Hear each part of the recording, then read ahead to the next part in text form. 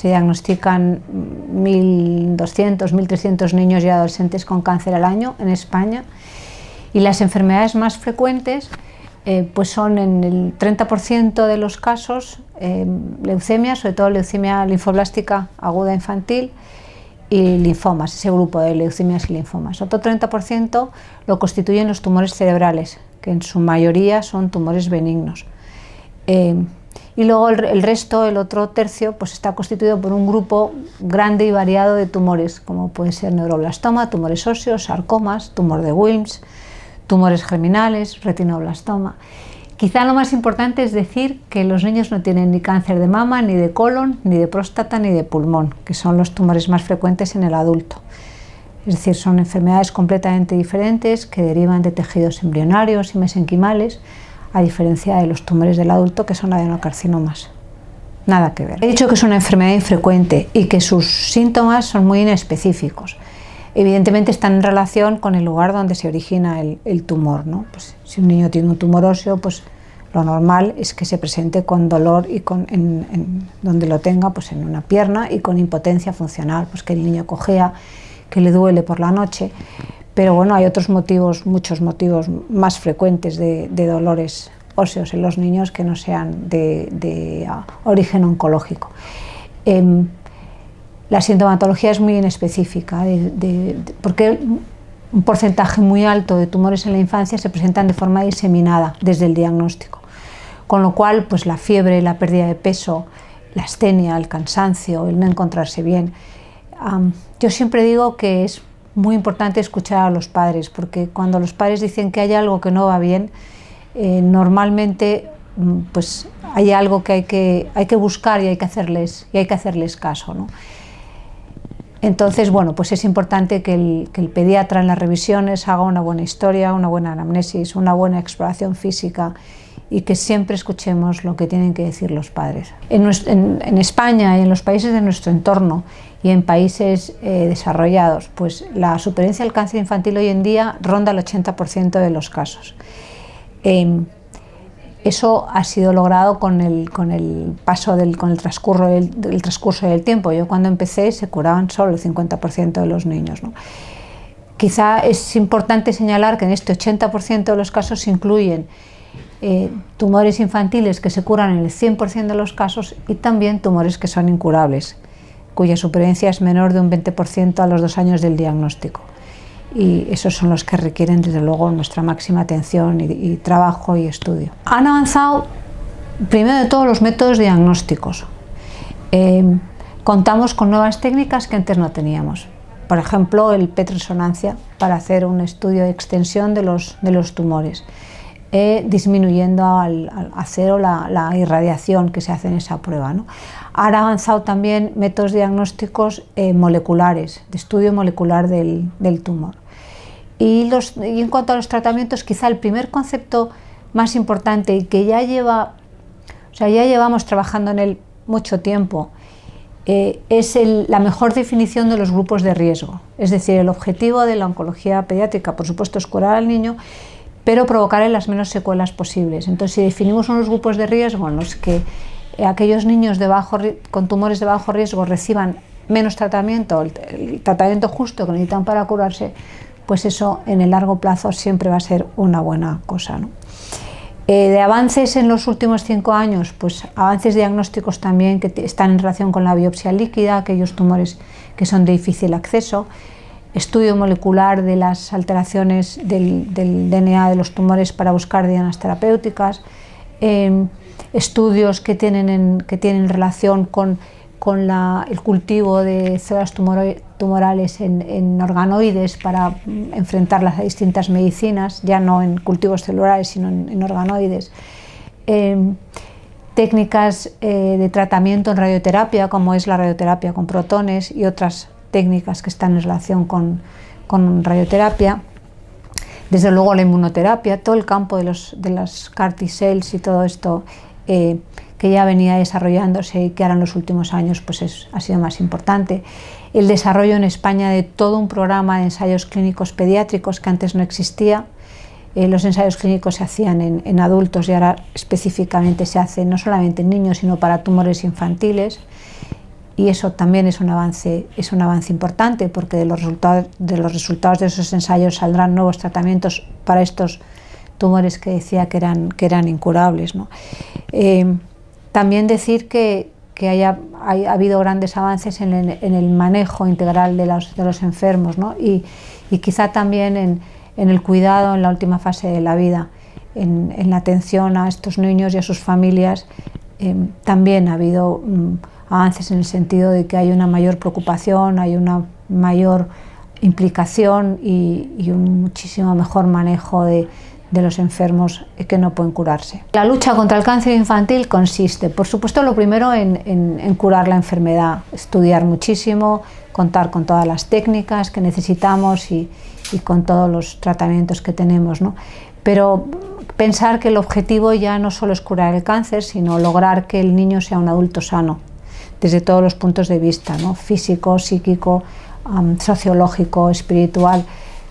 Para eso, no sé si es la lucha contra el cáncer infantil, pero mi lucha contra el cáncer infantil, como mi cruzada personal, es el integrar la enfermedad en la vida normal del niño y de la familia, porque es una enfermedad que afecta a la familia, a padres, hermanos, que afecta a los amigos, que afecta a la sociedad, y luchar contra pues esa tendencia que tenemos, ¿no?, a marcar a los que son distintos, en convertirlos en superhéroes, en niños que son distintos de los demás, y luego al final, cuando todo el tratamiento termina, cuando el niño está curado, pues eso es muy difícil de curar en el niño y en su familia, ¿no? Con lo cual la lucha contra el cáncer infantil consiste en normalizar la enfermedad en el mundo en el que vivimos. Ha afectado, como en el adulto, quizá a retrasos en el diagnóstico, a que los padres han tardado más tiempo en traer a los niños a los hospitales porque tenían mucho miedo de traerlos a los hospitales, ¿no? También ha afectado al mayor aislamiento, tanto en el propio funcionamiento de la unidad. O sea, hemos tenido que aislar familias, aislar niños y sobre todo inicialmente, ¿no? Hasta que bueno, pues ya se fue conociendo más la enfermedad, ¿no? Ha influido también mucho en el miedo que ha generado en las familias, que ha generado en los padres, en comportamientos, yo diría, de verdaderas trastornos de ansiedad, de obsesión por el miedo a llevar a los niños de vuelta al colegio. Todo esto ha influido de una manera clara. En cuanto al hecho de la coexistencia de una infección por COVID con un diagnóstico de cáncer, la verdad es que en eso no nos ha influido, no ha influido mucho. O sea, los niños han recibido sus tratamientos, han recibido su cuidado y la verdad es que el hecho de tener un COVID no les ha afectado más que lo que les hubiera afectado en general cualquier otro proceso vírico. O sea, los niños, como los niños sanos, los niños con cáncer han pasado el COVID de una manera mucho menos dramática que los adultos, gracias a Dios. Bueno, yo creo que para ser oncólogo pediatra hay que nacer oncólogo pediatra. Bueno, es decir, hay que tener, yo creo que es un tema de vocación. O sea, cuando una persona decide ser médico, ahí hay una llamada, hay una vocación. Cuando decide ser pediatra, pues también va muy unido al hecho de ser médico. Yo lo pregunto muchas veces a los niños, ¿no? ¿Qué vas a ser de mayor? Médico. Y todos los que dicen que van a ser médicos me dicen, ¿no? Pues voy a ser este tipo de médico, cirujano, pediatra o lo que sea, ¿no? Una vez que pisas una planta de pediatría y empiezas a tener relación con niños enfermos, el hecho de el querer dedicarte a oncología pediátrica tiene mucho que ver con una, bueno, pues yo creo que con una necesidad de ayudar a un niño y a su familia en un momento muy complicado de sus vidas, unido a que no se me ocurre mejor especialidad, ¿no? Por los enormes avances que se han producido en los últimos años. O sea, intelectualmente es quizá la especialidad más apasionante, ¿no? Y luego el poder acompañar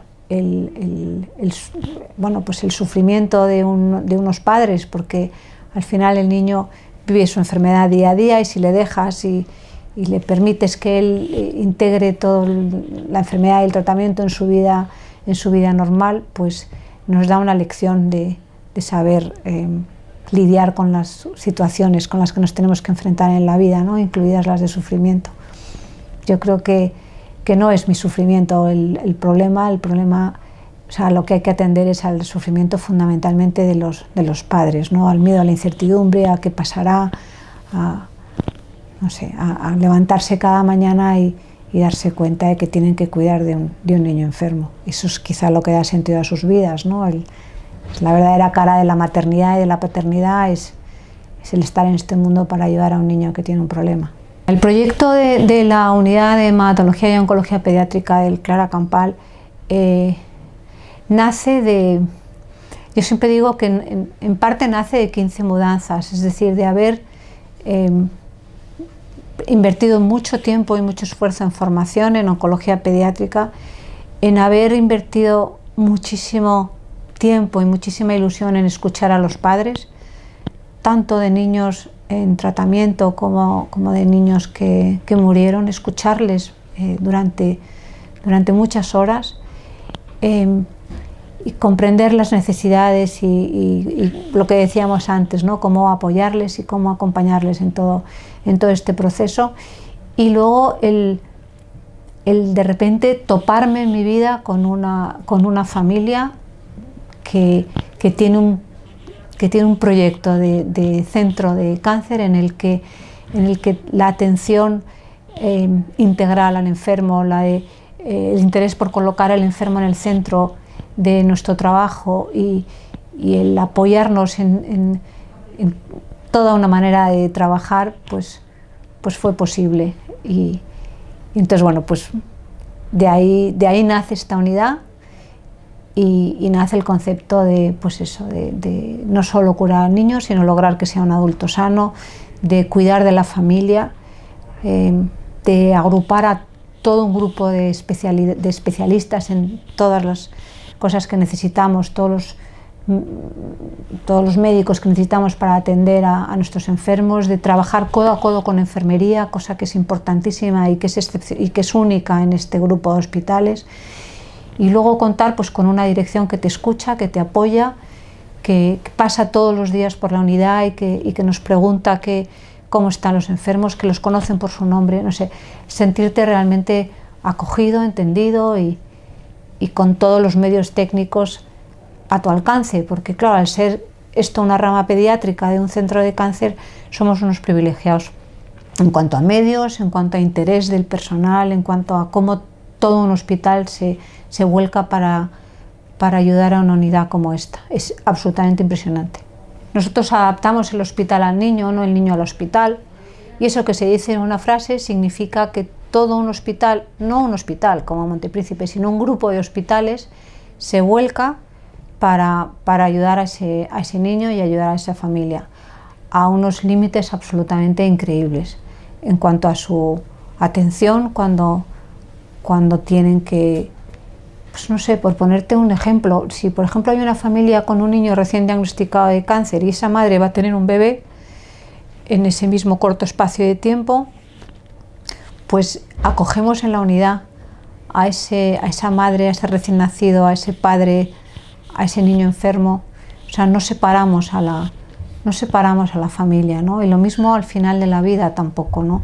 El proyecto de cuidados paliativos, o bueno, la atención de cuidados paliativos en casa, hecha por el mismo equipo que ha tratado a ese niño desde el principio, ¿no? Y si no puede ser en casa, en el hospital, con áreas muy definidas para poderles atender.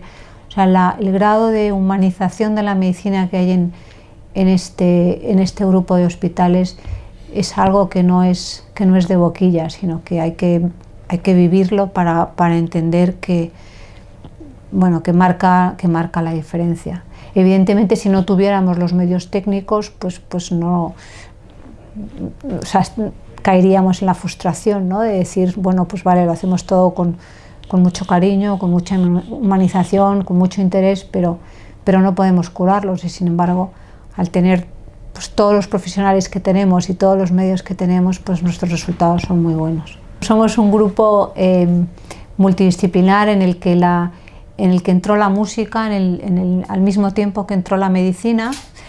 ¿Cómo fue eso? Fue porque yo expliqué que tenía que incorporar un músico conmigo en el trabajo y Y bueno, y el doctor Abarca me dijo, hombre, quizá mejor traemos otro médico para hacer guardias. Y yo le dije, mira, igual que nos hace falta un fisioterapeuta, que por cierto tenemos un fisioterapeuta de la unidad, exclusivamente de la unidad también, hace falta alguien que rehabilite el alma, que rehabilite el espíritu, que trabaje sobre todas las herramientas que todos los seres humanos traemos de fábrica, ¿no? para enfrentarnos a todas las situaciones que tenemos que vivir en este mundo. Y en ese sentido la música es algo que nos une, que nos permite comunicarnos incluso cuando ya no hay palabras, que nos hace entender que los silencios a veces son mucho más importantes que cualquier otra cosa.